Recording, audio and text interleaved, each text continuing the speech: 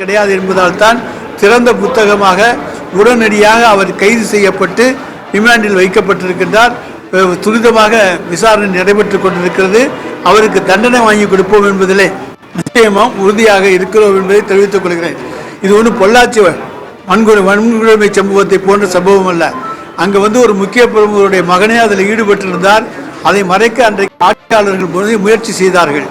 ஆனால் எதிர்கட்சிகள் தான் நடத்திய போராட்டத்தின் விளைவு, ஊடகங்கள் நடத்திய போராட்டத்தின் விளைவு கடைசியாக வழக்கு பதிவு செய்யப்பட்டதை தவிர அதுவும் உங்களுக்கு தெரியும் யார் யாரையெல்லாம் விட்டுட்டு வழக்கு போட்டாங்க என்கின்ற சம்பவங்கள் உங்களுக்கு நன்றாக தெரியும்.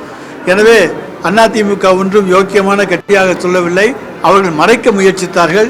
இன்றைக்கு கூட ஒரு சம்பவத்தை பார்த்தீர்கள் என்று சொன்னால், ராமேஸ்வரத்தில் அண்ணா திராவிட முன்னேற்ற கழகத்தினுடைய பிரமுகர் ராதாகிருஷ்ணன் என்பவருடைய மருமகன் ராஜேஷ் கண்ணா என்பவர் அங்கே வந்த பெண்கள் குளிக்கின்ற அறையிலே ஃபோட்டோ கேமராவை வைத்து அமேசானில் 3 கேமரா வாங்கி வச்சு 3 அறையிலையும் வச்சு ஃபோட்டோ எடுத்து அதை அந்த காட்சிகளை எல்லாம் வியாபாரப்படுத்தினாரா மிரட்டினாரா என்பதெல்லாம் விசாரணையில் தெரியும். எனவே அப்படிப்பட்ட தவறுகளை செய்கின்றவர்கள் அவர்களை தவிர நாங்கள் எங்கள் கட்சியிலே அப்படி செய்கின்றவர்களுக்கு இடம் கொடுப்பது கிடையாது. தவறு செய்தால் உடனடியாக அவர்கள் மீது நடவடிக்கை எடுத்து விடுவோம் என்பதை இங்கே நான் தெரிவித்துக் கொள்ள கடமைப்பட்டிருக்கின்றேன். அதே போல பாரதிய ஜனதா கட்சியை பொறுத்தவரைக்கும் பல சம்பவங்கள் நாங்கள் சொல்ல முடியும். இன்னொன்று, தேசிய குற்ற ஆவண காப்பகம் இறுதியாக 2022ஆம் ஆண்டில் ஒரு அறிக்கை வெளியிட்டது. அந்த அறிக்கையின்படி பெண்களுக்கு எதிராக நடைபெறும் குற்ற வழக்குகளின் எண்ணிக்கை நாடு முழுமைக்கும் லட்சத்துக்கு 65 என்றால் தமிழ்நாட்டில் 24 தான். லட்சத்துக்கு 64 என்றால் தமிழ்நாட்டில் 24 தான். அதே போல் பாலியல் வன்புணர்வு வழக்குகளின் தேசிய சராசரி 4.6, அதில் தமிழ்நாட்டினுடைய சராசரி என்பது 0.7. அந்த அளவுக்கு அந்த வன்கொடுமையை மற்ற மாநிலங்களோடு ஒப்பிடுகையிலே கட்டுப்படுத்தி வைத்திருக்கின்றோம். இது எல்லா மாநிலங்களோடு ஒப்பிடுகிற போது கட்டுப்படுத்தி வைத்திருப்பது குறைத்து வைத்திருப்பது தான் சாதனையை தவிர நாங்கள் எதுவுமே நகர்க்கவில்லை என்று சொல்ல முடியாது. ஏன்னா எங்கேயுமே குற்றம் செய்பவர்கள் செய்து கொண்டு தான் இருப்பார்கள். அதை உடனடியாக கண்டுபிடித்து நடவடிக்கை எடுக்க வேண்டியதுதான் எங்களுடைய கடமை. குற்றச்சம்பவங்கள் நடக்காமல் தடுக்க வேண்டியதும் எங்களுடைய கடமை. அதே போல் திராவிட மாடல் அரசில் தொடர்ந்து அதிகரித்து வரும் பெண் உயர்கல்வியை சிதைத்து பெண்களை வீட்டிலேயே முடக்கும் முயற்சியாகத்தான் எதிர்க்கட்சிகள் இதை அரசியலாக்க பார்க்கிறார்கள். ஏன்னா இன்றைக்கு பெண்கள் அதிகமாக படிக்க வர்ற காரணத்தால் வெளியே பெண்கள் அதிகமாக வருகிறார்கள். எனவே திராவிட மாடல் ஆட்சியில் இந்தியாவிலேயே அதிகமாக உயர்கல்வி படிக்கிற பெண்கள் தமிழகத்திலே தான் இருக்கின்றார்கள். இதை முடக்க இன்றைக்கு எதிர்க்கட்சிகள் சதி செய்கின்றன. அதனுடைய ஒரு அம்சமாகத்தான் இதை நாங்கள் பார்க்கின்றோம். பாஜக ஆளும் மாநிலங்களில் பெண்களுக்கு பாதுகாப்பு இல்லாத நிலைதான் உள்ளது. இந்தியா முழுவதும் பெரும் தாக்கத்தை ஏற்படுத்திய பாலியல் வன்முறை சம்பவங்கள் பல பாஜக ஆளும் மாநிலங்களில் தான் நடந்திருக்கின்றன.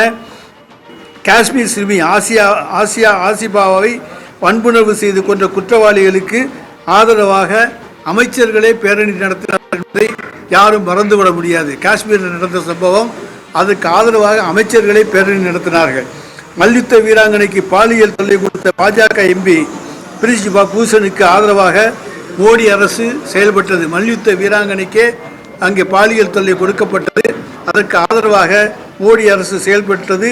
போராடிய மல்யுத்த வீராங்கனை தான் அடித்து துன்புறுத்தி ஒடுக்கப்பட்டார்.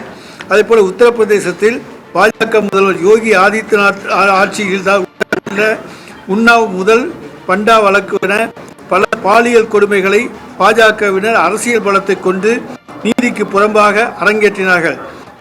உன்னாவ் மாவட்டத்தில் பாஜக எம்எல்ஏ குல்தீப் சிங்கார் என்று மற்றும் அவரின் சகோதரரும் 17 வயது இளம்பெண்ணை 2017 ஜூனில் பாலியல் வன்புணர்வு செய்தனர். எல்லாம் பாஜக மாநில ஆளுநர்கள்.